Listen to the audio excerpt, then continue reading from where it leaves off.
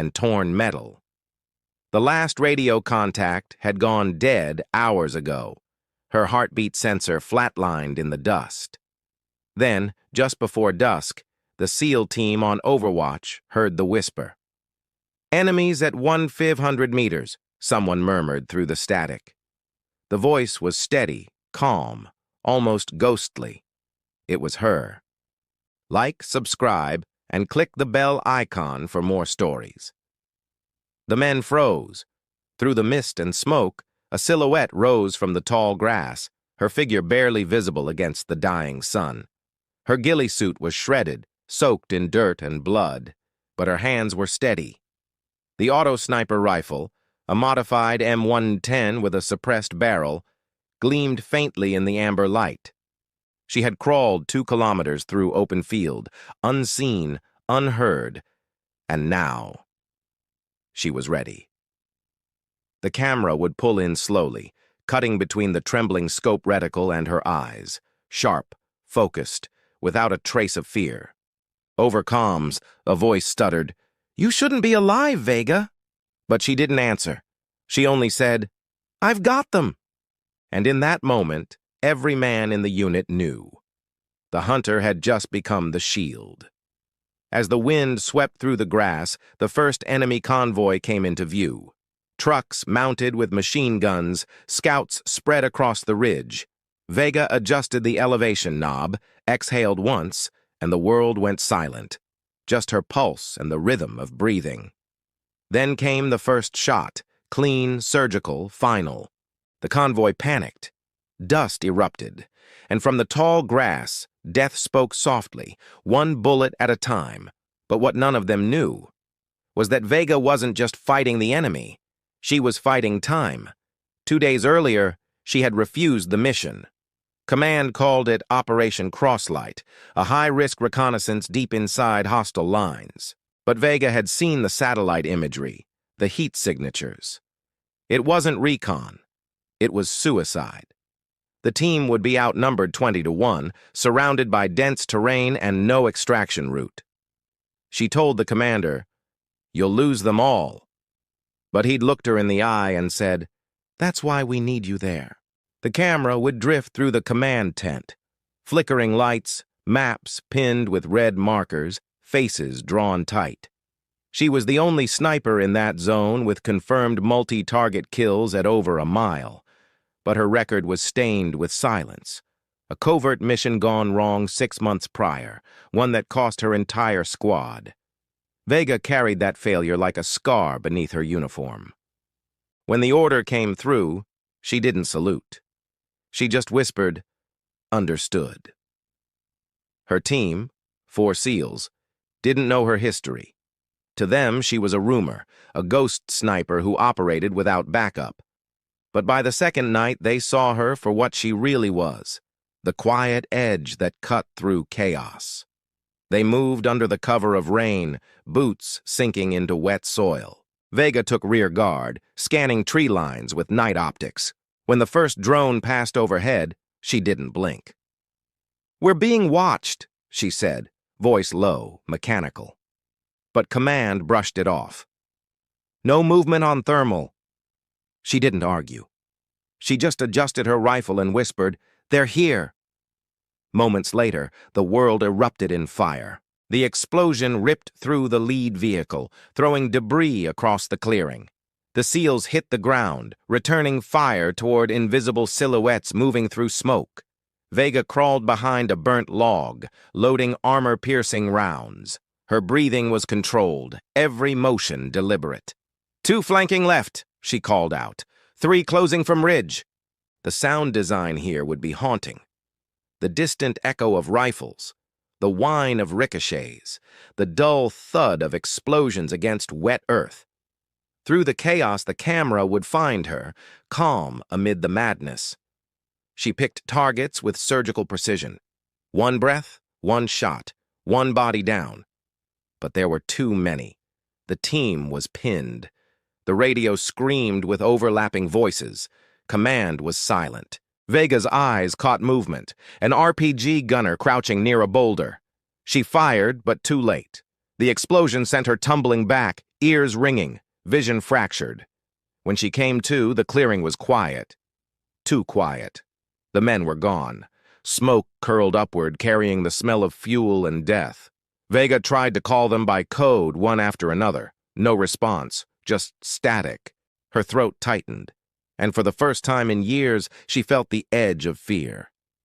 Then a whisper came through her earpiece, not from her team, but from the enemy frequency. "American sniper," a voice said in broken English. "We see you." Vega closed her eyes and exhaled. "Then come find me." Night fell heavy and cold. Vega had no backup, no extraction plan, and no supplies except for the rifle, 4 mags, and a cracked radio. She buried herself beneath tall grass, adjusting her scope toward the ridge where enemy patrols searched with flashlights.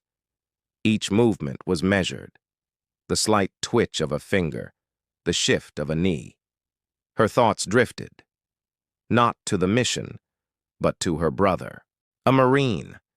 Killed in Kandahar 3 years ago. She'd promised his mother she'd bring him home. Instead, she brought home a folded flag. Since then, she had no family, no peace, only missions that reminded her what it meant to survive alone. The camera would move close to her face. Dirt-streaked, tired, but alive. Her eyes reflected the glint of a distant flashlight. She whispered coordinates into the broken radio, knowing no one was listening. "This is Sergeant Vega. If anyone's left, I'm still breathing." Then, through the static, a faint reply. "We copy, Vega. Hold position. Reinforcements inbound." It was a voice she recognized. Commander Hall, her former CO, the one who'd left her squad behind months ago. Vega froze. The past had just come back on the line. The radio kept hissing. Commander Hall's voice cut in and out, each word shredded by interference. "Vega, hold your ground. We're tracking your location. ETA." Static. Silence. Then, faintly again, "Don't engage. Repeat, do not engage." But Vega wasn't listening anymore. Her eyes stayed locked on the ridge, where 3 figures were moving with discipline no insurgent should have. Infrared optics picked up faint body heat, coordinated movement, triangular formation. These weren't locals. These were trained hunters, and they were hunting her. The camera would follow Vega's hand as she chambered around, the faint click echoing in the night. "You're too late, Commander," she whispered. The wind had died. Only the soft rustle of grass remained. Through the lens, she watched one of the figures kneel and signal the others. A faint laser dot swept across the grass. Searching, it passed within inches of her head. Every nerve in her body screamed, "Don't move." Sweat trickled down her cheek, cutting through the dirt. One wrong breath, and she'd light up their scope like a beacon.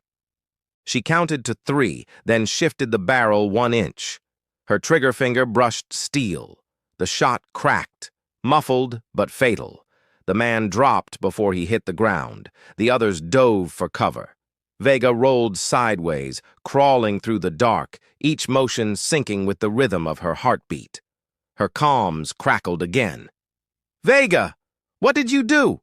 You've got hostiles converging on your position. We can't reach you before dawn." She stopped moving.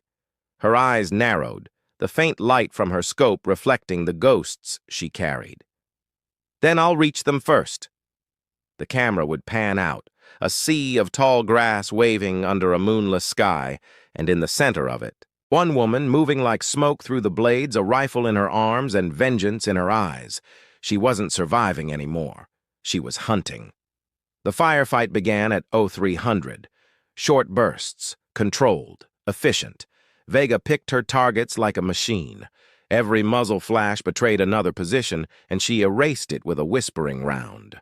The SEALs monitoring from satellite feed couldn't believe what they saw. One lone heat signature moving between enemy squads like a ghost, never in the same place twice. The camera would cut between her movements and thermal footage, flashes of red fading to black as each hostile fell. Rain began to fall, soft at first, then heavy. It turned the soil to mud, the grass to shadows. Vega wiped her scope clean, reloaded, and whispered, "Still breathing?" But the cost was catching up to her. Her left arm was bleeding, shrapnel from the earlier blast. The wound burned, but she refused to slow down. Every motion hurt. Every shot echoed in her ribs, and still she crawled forward. She reached a ridge overlooking the valley. Below, headlights flickered, reinforcements. Trucks, armored, dozens of men. Vega steadied the rifle on her knee, adjusted the rangefinder. 1,500 meters exactly. Her breath fogged the scope. She'd have one shot before they scattered. Then through the downpour, a familiar voice over comms. "Vega, it's Hall. You can't take that shot. You'll expose your position. We'll lose you again." Her hands trembled slightly, but her tone stayed flat. "You already did." The camera would pull close, rain dripping from her chin, eyes reflecting the faint glow of the convoy lights. "Permission or not," she said quietly, "I'm ending this." She lined up the crosshairs, exhaled, and pressed the trigger. The explosion below shattered the silence. Flames tore through the valley. Trucks flipped. Men scattered. The radio filled with shouts, and then went dead. Vega lowered the rifle. Her face was blank. The shot had been perfect. But deep inside, something broke. The valley burned for hours. Vega watched from the ridge, motionless. Her hands were numb. The rain had stopped, but her body still shook.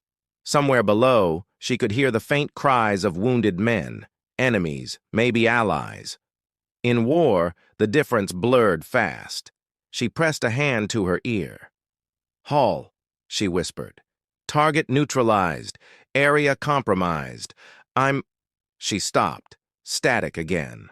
But this time, there was something else in the background. Not interference. Music. A voice humming through the channel. Vega froze. That same melody had played 6 months ago, the night her old squad died. It was a taunt, a signature. The man responsible, codename Miranov, the rogue operative who'd betrayed their mission, the one who left her bleeding in a desert of silence. The camera would circle around her face, shock, recognition, then a slow, cold calm. "He's alive," she whispered. "He's here." She rechecked her gear, slid another mag into the rifle, and began moving downhill. Her wounds ached, her vision blurred, but her purpose burned clear.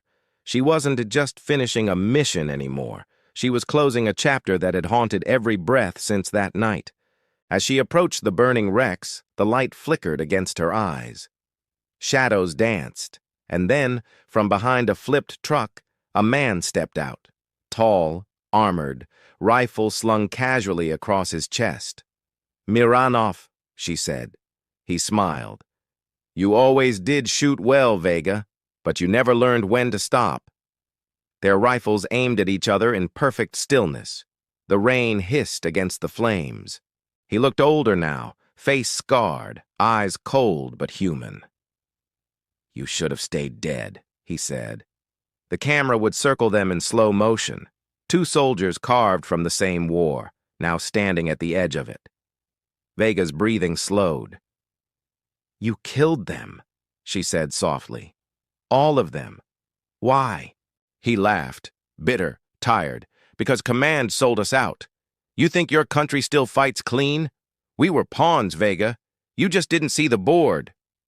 Her hands tightened on the rifle. "Then why are you still playing?" "I'm not," he said. "I'm surviving." A flash. 2 shots fired almost at once. Vega stumbled back, pain ripping through her side. Miranov dropped to one knee, clutching his shoulder. Smoke rose from both barrels. For a heartbeat, nothing moved. Then she lunged forward, slamming him into the dirt.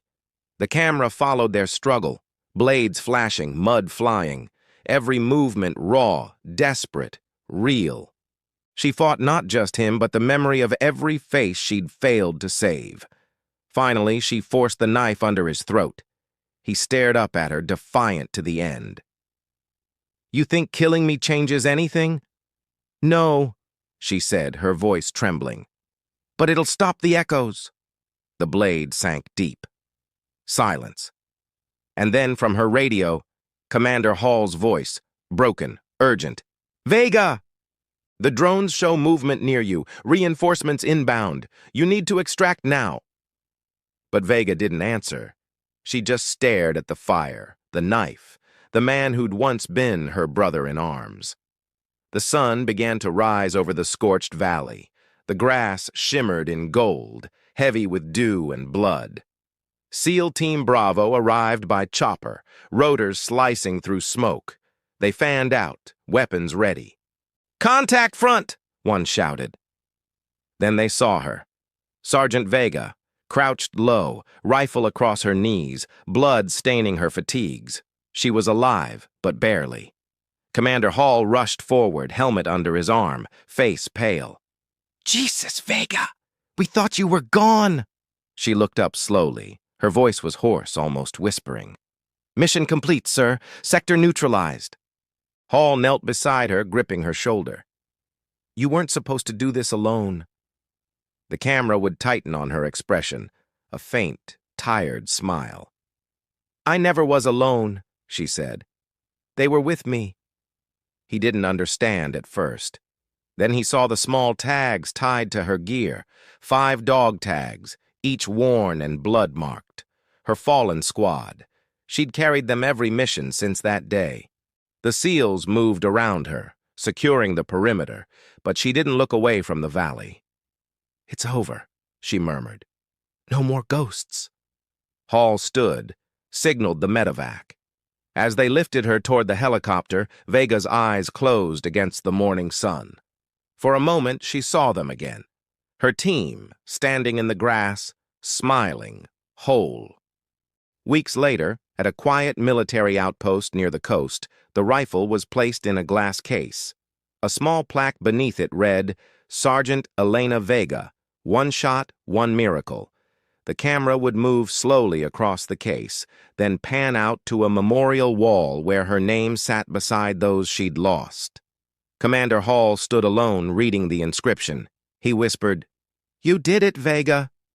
Outside, the wind swept through the tall grass, the same kind that once hid her from death itself.